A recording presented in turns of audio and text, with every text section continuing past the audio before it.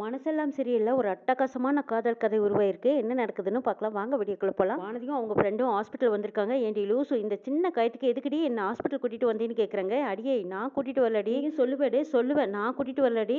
உன்னை சொல்லி குத்தமில்ல, அங்கே நிற்கிறான் பாரு அவனை சொல்லணுங்கிறாங்க." "அடியே லூசு, அவனை எதுக்குடி ஹாஸ்பிட்டல் கூட்டிட்டு வந்தேன்னு கேட்குறாங்க." வானதி, "அடியே இவ ஒருத்தி நம்மளை ஒன்றும் கூட்டிட்டு வரல. என்னையாவது கூட்டிட்டு வந்தாங்க. உன்னை தூக்கிட்டே வந்தார் தெரியுமா." "ஐயையே, என்னை தூக்கிட்டு வந்தானான்னு கேட்குறாங்க." "ஆமாடி, என்ன நடந்தது தெரியுமா? நீ வண்டியிலேருந்து வரும்போது அப்படியே கீழே மயங்கி விழ போனேன். அவர் மட்டும் வந்து பிடிக்கலைன்னா உன்னோட கதை இன்னைக்கு காலி ஆயிருக்குங்கிறாங்க." "முறை பையன்கிட்ட உனக்கு என்னடி வீராப்பு? அவன் வந்ததுமே நீ உடனே தேங்க்ஸ் சொல்லுங்கிறாங்க." வானதியும் பேசாம, "நீ வாய மூடிட்டு இருக்கிறியா? எனக்கு தெரியுங்கிற கரிகாலன் டானிக்கு மாத்திரை இதெல்லாம் கொண்டு வந்து கொடுக்குறாங்க. இது எல்லாம் நல்லா சாப்பிட்டுட்டு என்ன மாதிரி ஏதோ ஒரு அப்பா கிட்ட சண்டைக்கு போக சொல்லு." "அடியே, சண்டைக்கு போறதெல்லாம் இவனோட வேலை. தேவையில்லாம என்னை கூட்டு சேர்க்க வேண்டாம்னு சொல்லு." "ஏண்டி, உன் கூட எல்லாம் மனுஷன் சேருவானா? என் அத்தை வாயை கட்டி வயிற்ற கட்டி உன்னை படிக்க வச்சதுன்னா நீ என்ன இந்த பொண்ணு கூட சேர்ந்துக்கிட்டு ஊரை சுற்றிக்கிட்டு இருப்பியான்னு கேட்குறாங்க கரிகாலன். "ஓ, என்ன ஊரை சுற்றிக்கிட்டு இருந்ததை நீ பாத்தியா? எக்ஸாம் எழுதிட்டு பேசாமல் வீட்டுக்கு போயிட்டு இருந்தவளை தள்ளி விட்டு போட்டு நீ இப்போ வந்து நியாயம் பேசுறியா?" "ஏது நான் தள்ளி விட்டுனா? வண்டி ஓட்ட தெரியாமல் உனைய கீழே தள்ளி விட்டது இவ. நீ என் மேலே பழிய போடுற? அடியே, கொஞ்சம் கூட நன்றி விசுவாசமே இல்லாமல் நீ என்னை திட்டிட்டு இருக்க பாரு. கீழே விழப்போன உனைய தூக்கிக்கிட்டு வந்து ஹாஸ்பிட்டலில் சேர்த்திட்டு இவ்வளோ நேரம் பார்த்துட்டு இருக்கேன் பாரு. ஊர்லேருந்து வந்திருக்கிற என் தம்பியை கூட பார்க்காம உன்னை வந்து பார்த்துட்டு இருக்கிறது என்னோட தப்பு. முதல்ல என்ன சொல்லணும். ஹாஸ்பிட்டலில் கம்பவுண்டர் வந்து, ஏப்பா டாக்டர்மா வைத்தியம் பார்த்துட்டு இருக்காங்க, நீங்கள் என்ன இங்கே சத்தம் போட்டுட்டு இருக்கீங்க, வெளியில் போய் பேசுங்கப்பா அப்படின்னு சொல்லி அனுப்பி வைக்கிறாங்க. அதுக்கப்புறம் கரிகாலன், வானதி இவங்க எல்லாரும் வெளியில் வர கரிகாலன் தம்பி அருளை கூட்டிகிட்டு வரக்காக இங்கே பஸ் ஸ்டாண்ட் வந்திருக்காங்க. அருளை பார்த்ததும், "அருள், டே இங்கே வாடா, நான் இங்கே இருக்கேன்" அப்படின்னு கூப்பிடுறாங்க. அருளும் கரிகாலனை பார்த்ததும் இந்த பக்கமாக நிற்கிற அத்தை மகளை பார்க்காமையே போயிடுறாங்க. "என்னக்கா, உன் மாமா உன்னை பார்க்காமையே போறாரு, இதுக்கு தான் காலையில் பிடிச்சி சரியான அலுப்புறை பண்ணி என்னை இங்கே வற்புறுத்தி கூட்டிகிட்டு வந்தியா? உன் மாமங்கிட்ட இது வரைக்கும் எதுவுமே சொல்லலையாங்கிறாங்க." "இன்னும் சொல்லலை, எங்கடா சொல்றதுக்கு விட்டாங்க" அப்படிங்கிறாங்க. "ஆமாம், உன் மாமா என்ன வெளிநாடா போயிருக்கு, வீட்டுக்கு தானே போயிருக்கு, நீ வீட்டுக்கு போய் பேசுங்கிறாங்க." "அடா ஆமாண்டா, சரி நான் வீட்டுக்கே போகலடா, நான் போய் பார்த்துக்கிறேன்னு சொல்லிட்டு போகிறாங்க." மலர், வீரலட்சுமி வீட்டுக்கு சீர் வந்திருக்கு. அதை பார்த்த வரதராஜனும் வீரலட்சுமியும் சந்தோஷப்படுறாங்க. சின்னவரை தள்ளி நிற்க சொல்லிட்டு பெரியவர் காலில் விழுந்து ஆசீர்வாதம் வாங்குறதுல எனக்கு தப்பே இல்லை, அவர்கிட்ட நான் ஆசீர்வாதம் வாங்கிக்கிறேன்னு சொல்லிட்டு வரதராஜன் காலில் விழுந்து சீர்திட்டம் வாங்கிக்கிறாங்க. வீரலட்சுமி அண்ணனை சாப்பிட கூப்பிடுறாங்க. "இல்லைம்மா, இப்போ தானே சுப்புலட்சுமி வீட்டில் சாப்பிட்டு வந்தோம், வயிற்றுல இடமே இல்லை, நாங்கள் அப்புறமா சாப்பிட்றோங்கிறாங்க." வரதராஜன் கோவமா திட்டுறாங்க. "பாட்டியாடி, நம்ம வீட்டில் இவரெல்லாம் சாப்பிட மாட்டாரு, அப்பவே சொன்ன கேட்டியா? விழுந்து விழுந்து நீ சமைச்ச." இப்படி பேசிட்டு இருக்கும்போது வீரலட்சுமி, "நீ போய் தண்ணி மட்டும் கொண்டு வா, நான் குடிச்சிட்டு போறேங்கிறாங்க." தாட்சாயினி அவங்க சாப்பாடு தான் சாப்பிட மாட்டேங்கிறாங்க, உங்க அம்மா செஞ்சு வச்ச பலகாரத்தையாவது கொண்டு வந்து கொடுங்கிறாங்க. தாட்சாயினி பலகாரம் கொண்டு வந்து கொடுக்குறாங்க. "ஆமா, வானதி எங்க, ஆளையே காணான்னு கேட்குறாங்க." "அத்தை, அத்தை அவ வெளியே போயிருக்கா, இப்போ வந்துருவாங்கிறாங்க." வரதராஜன் இந்த பக்கமா வீரலட்சுமி கிட்ட வந்து, "உங்க அண்ணன் கிட்ட நான் கல்யாணத்தை பத்தி பேச போறேன், இப்போ மட்டும் உன் பொண்ணு இருந்திருந்தானா புடவையை கட்டி என் பொண்ணுக்கு என்ன பதில் சொல்ல போறீங்கன்னு நான் கேட்டிருப்பேன். ஆனா நீங்க ரெண்டு பேரும் செஞ்ச காரியத்தால இப்போ அவளை எங்க போனானே தெரியல. என்னாலும் சரி, இப்போ கல்யாணத்தை பத்தி பேச போறேன்ட்டு போறாங்க." வரதராஜன், வீரலட்சுமி காப்பி கொண்டு வந்து கொடுக்குறாங்க. எல்லாருமே காப்பி எடுத்துக்கிறாங்க. "சரி, நாங்கள் கிளம்புறோங்கிறாங்க." "இருங்க மச்சான், உங்ககிட்ட ஒரு விஷயம் பேசணும். 3 வருஷமா பேசணும்னு நினைச்ச விஷயத்தை இன்னைக்கு தான் சரியான சந்தர்ப்பம் வாய்ப்பு கிடைச்சிருக்கு, நான் அதை பத்தி பேச போறேங்கிறாங்க." வரதராஜன், "என் பொண்ணு வானதியை உங்க பையன் கரிகாலனுக்கு கட்டி கொடுக்க எனக்கு ஆசை, நீங்க என்ன சொல்ல போறீங்க?" "வரதா, கல்யாணங்கிறது போற போக்கில் பேசுற விஷயம் இல்லை, அதெல்லாம் ஒரு நாள் பொறுமையா உட்காந்து பேசலாங்கிறாங்க." "என்ன மச்சான் இப்படி சாதாரணமா சொல்றீங்க, எனக்கு அடுத்தது ஒரு பொண்ணு இருக்குல்ல, அதை பத்தி நான் யோசிக்கணும்ல." "வரதா, நீ சொல்றதெல்லாம் சரிதான், முதல்ல நம்ம பசங்க கிட்ட கேட்கலாம், அதுக்கப்புறமா நம்ம ஒரு முடிவு எடுக்கலாங்கிறாங்க. ஆனா நீங்க வந்ததே எங்களுக்கு ரொம்ப ரொம்ப பெரிய விஷயங்கிறாங்க." வீரலட்சுமி, "ஏய்" அப்படின்னு வரதராஜன் முறைக்கிறாங்க. "இப்போ வரதா, எதுக்கு இப்போ தங்கச்சியை முறைக்கிற? இப்போ அருள் ஊர்லேருந்து வரான், அவனை வரவேற்கிறதா இல்லை இப்போ கல்யாண விஷயத்தை பற்றி பேசுறதா? அருளை போய் நாங்கள் பார்த்துட்டு இதை பற்றி பொறுமையாக பேசிக்கலாம் வரதா, நாங்கள் கிளம்புறோன்னு சொல்லிட்டு அண்ணனுங்க 2 பேரும் அண்ணிங்க எல்லாரும் கிளம்பி போகிறாங்க. "ஏண்டி, பொண்ணோட கல்யாணத்தை பற்றி இன்னைக்கே ஒரு முடிவு எடுக்கலான்னு பார்த்தா நீ அண்ணனுங்க வந்ததே பெரிய விஷயம்னு சொல்லி நீ மறுபடியும் நேரம் பார்த்து இந்த வானதியை காணோம், அந்த வானதி வரட்டும், அவளுக்கு இருக்கு இன்னைக்கு கச்சேரிங்கிறாங்க." வரதராஜன், நந்தினி கையில கட்டு தலையில கட்டோட வந்து நிக்கிறாங்க. சுப்புலட்சுமி பார்த்ததும் பயந்துடுறாங்க. "ஐயோ, என்னடி இது, இப்படி கையை காலெல்லாம் கட்டி போட்டுட்டு வந்திருக்கேங்கிறாங்க." "ஆமா, இதுக்கு எல்லா காரணம் உன் அண்ணன் மவன் தாங்கிறாங்க." "ஏன்னா இவளை கேட்டு பாருங்கிறாங்க." "ஆமா, நாங்க ஸ்கூட்டர்ல போயிட்டு இருக்கும்போது இவ தான் சாஞ்சு விழுந்துட்டா, அவர் தான் வந்து காப்பாத்தினாருன்னு சொல்றாங்க." நந்தினி ஃப்ரெண்டு திவ்யா, "ஏடி, எல்லாத்துக்கும் சேர்த்து எங்க அண்ணன் மகனையே நீ கரிச்சு கொட்டு, கரிகாலன் உண்மையிலுமே நல்ல பையன், அவன் தப்பெல்லாம் பண்ணியிருக்க மாட்டான்" அப்படின்னு சொல்லிட்டு இருக்கும்போது, "அடியே பாட்டி, அடியே அவங்க அண்ணன் மகனுக்கு எப்படி ஒரு சர்டிபிகேட் கொடுக்குறாங்கன்னு, என்னம்மா இது, என்ன நடந்துனே தெரியாம நீங்க தீர்ப்பு சொல்லிட்டீங்களேன்னு கேட்குறாங்க."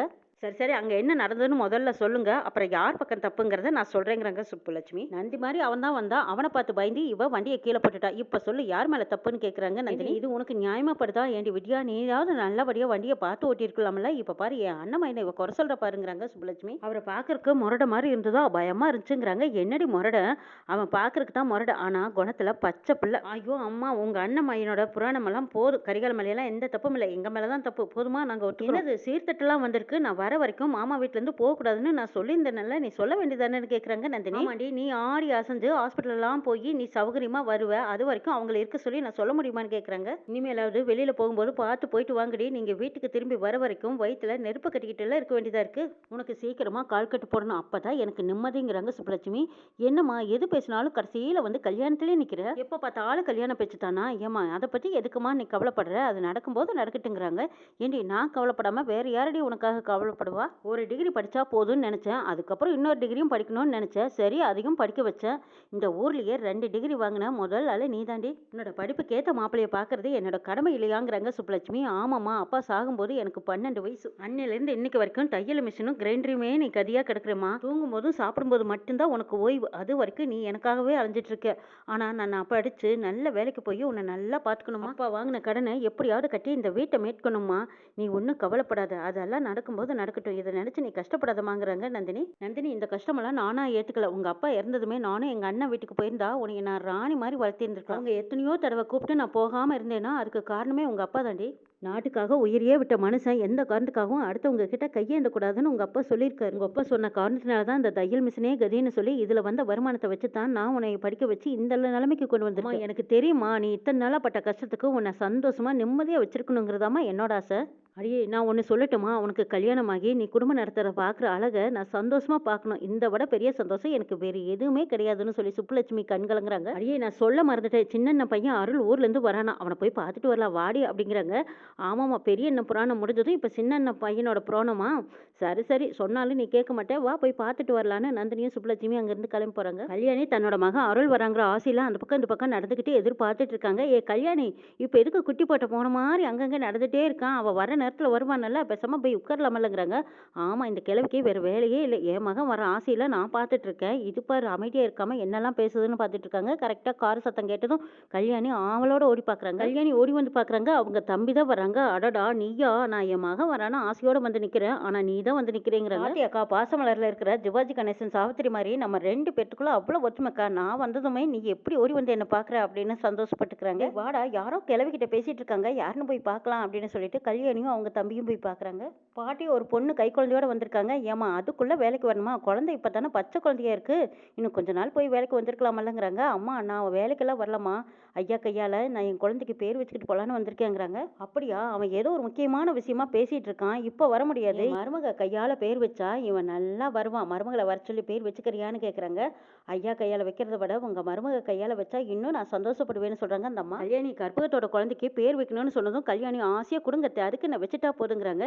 இல்லை, நீ போய் மணிமேகலையை கூட்டிட்டு வான்னு சொன்னதும் கல்யாணியோட முகம் மாறுது. கல்யாணி, என்ன பார்த்துக்கிட்டே இருக்க, இதோ பச்சோடம்பு கறி, அவன் நேரத்துக்கு போய் சாப்பிட வேண்டாமா, போய் மணிமேகலையை கூட்டிட்டு வா போ அப்படின்னு பாட்டி அதட்டுறாங்க. கல்யாணி மணிமேகலையை போய் உங்களை வெளியில் அத்தை கூப்பிட்றாங்க போங்கங்கிறாங்க. மணிமேகலையும் குடுக்குடுன்னு வெளியில் ஓடி வராங்க. வந்ததும் கற்பகத்தை பார்த்து, என்ன கற்பகம் நல்லா இருக்கியான்னு கேட்குறாங்க. மணிமேகலை வந்ததும் கற்பத்தோட குழந்தைய வாங்கி கொஞ்சறாங்க. மணிமேகலை, உன் கையால் அந்த குழந்தைக்கு ஒரு நல்ல பேராவை, சுந்தரம் தான் ஏதோ உள்ள வேலையா இருக்கேன்ல, உன் கையால் நீயே ஒரு நல்ல பேரா வச்சிருன்னு பாட்டி கேட்கவும், என்ன கற்பகம் நீ எந்த காலத்தில் இருக்க, உன் பிள்ளைக்கு நீ தான் பேர் வைக்கணும், அப்பதான் நல்லா இருக்கும், உன் குலசாமியை நினைச்சு நீயே ஒரு நல்ல பேரா வை. கற்பகம், மணிமேகலை சொல்றது நல்ல விஷயம் தான், பெத்தவங்களுக்கு இல்லாத உரிமையா மற்றவங்களுக்கு இருக்கு, நீயே ஒரு நல்ல பேரை வைக்க வேண்டியதானுங்கிறாங்க பாட்டி. இல்லம்மா, அம்மாவே வச்சதான் நல்லா இருக்கும், அம்மா நீங்களே வைங்கன்னு சொல்றாங்க கற்பகம்.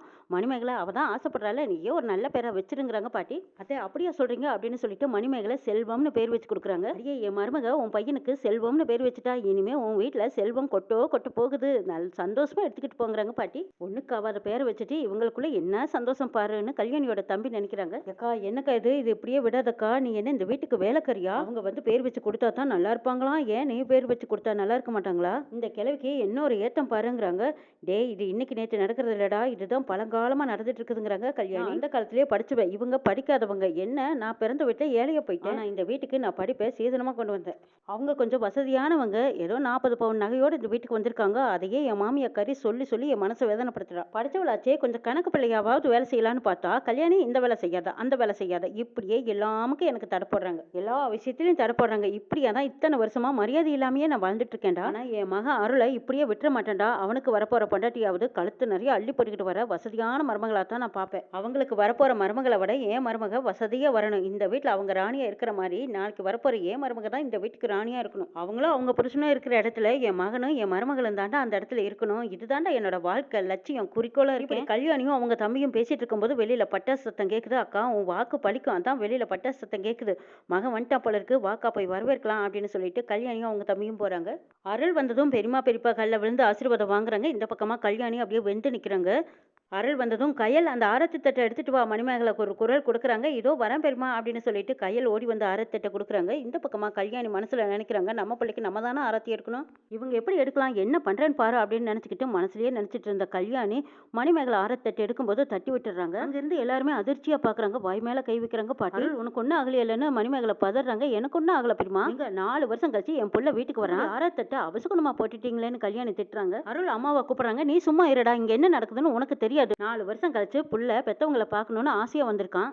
இவங்களுக்கு எங்க அந்த வலியும் வேதனையும் புரிய போகுது. காலையிலேருந்து நீ எப்போ வருவியோன்னு நான் காத்துக்கிட்டு இருந்தேன். அந்த வலியும் வேதனையும் பெத்தவங்களை தவிர மற்றவங்களுக்கு எப்படிடா புரியும்? தவற விட்டது உங்க பெரியமா, திட்டுறது என்னையான்னு கேட்குறாங்க கல்யாணி. மணிமேகலை பார்த்து ஆரத்தி எடுக்கப்படாதான்னு சுந்தரம் கேட்குறாங்க. இல்லைங்க கை தவறிடுச்சுங்கிறாங்க மணிமேகலை. கல்யாணி நடந்தது நடந்து போச்சு, அதுக்காக வந்த பிள்ளைய வாசல்லையே வச்சு பேசிட்டு இருக்கிறதா? கயல் நீ போய் வேற ஆரத்தட்டி கரைச்சி எடுத்துட்டு வாங்குறாங்க பாட்டி. சரி பாட்டின்ட்டு ஓடுறாங்க கயல். பெரியமா எதுக்கு இப்போ கண் கலங்குறீங்க, அழுகாதீங்கன்னு அருள் சொல்றாங்க. என்னடா தப்பு இல்லை, இப்படி தவறு விட்டது பெரிய தப்புடாங்கிறாங்க கல்யாணி. எப்படி இருந்தாலும் ஆரத்தி எடுத்துட்டு அதை கீழே கொட்டத்தான் போறீங்க, அதுக்கு முன்னாடியே அது தவறுனால என்னமா தப்புன்னு கேட்குறாங்க அருள். டே அப்படி இல்லடா, இதெல்லாம் உனக்கு ஒன்றும் தெரியாது, அமைதியா இருங்கிறாங்க கல்யாணி. ஏன் கல்யாணி, காலையிலேருந்து என் பிள்ளை எப்போ வருவான்னு வாசலையே எதிர்பார்த்துட்டு இருந்தேன். மணிமேகலையும் அருள் வருவான்னு பார்த்து பார்த்து சமைச்சிட்டு இருந்தா, அவளை போய் இப்படியெல்லாம் திட்டுறியேன்னு பாட்டி கேட்குறாங்க. ஆமாமா, பெரிய மருமகளை மட்டும் ஒன்றும் சொல்லிட்டு கூடாதே இந்த கிழவி. கையால் ஆரத்தி கரைச்சிக்கிட்டு வந்து கொடுக்குறாங்க. இந்தாமா நீ ஆரத்தி எடு அப்படிங்கிறாங்க. எதுக்கு மறுபடியும் கீழே போடுறக்கா, முதல்ல இப்படி கொடுங்க அப்படின்னு கல்யாணி அந்த தட்டை வெடுக்குன்னு வாங்கிக்கிறாங்க. தான் தான் அருளுக்கு ஆரத்தி சுத்துறாங்க. வானதி அருளை பார்க்கறதுக்காக அந்த வீட்டுக்கு ஓடி வந்திருக்காங்க. வந்து பார்க்கும்போது மாமா மாமான்னு கூப்பிடுறாங்க. அருள் பாத்ரூம்ல குளிச்சுட்டு இருக்காங்க. அருளோட ரூம்ல அவங்க போட்டோவில் தூசி படிஞ்சிருக்கு. இதை பார்த்த வானதி ஒரு சேர் போட்டு ஏறி அதை தொடச்சிக்கிட்டு இருக்காங்க. அம்மாவோட போட்டோவில் தூசி படிஞ்சிருக்கு, இது யாருமே கவனிக்கலையே அப்படின்னு தொடச்சிட்டு இருக்கும்போது இப்படி சாய போறாங்க. கரெக்டா பாத்ரூம்ல இருந்து வந்த அருள் வானதி கீழே விழாம இருக்க தாங்கி பிடிச்சுக்கிறாங்க. அருள் ஒருத்தருக்கு ஒருத்தர் கண்ணோட பார்த்து மனசோட பேசிக்கிறாங்க. என்ன நடக்குதுன்னு நாளை சொல்ல பார்க்கலாம்.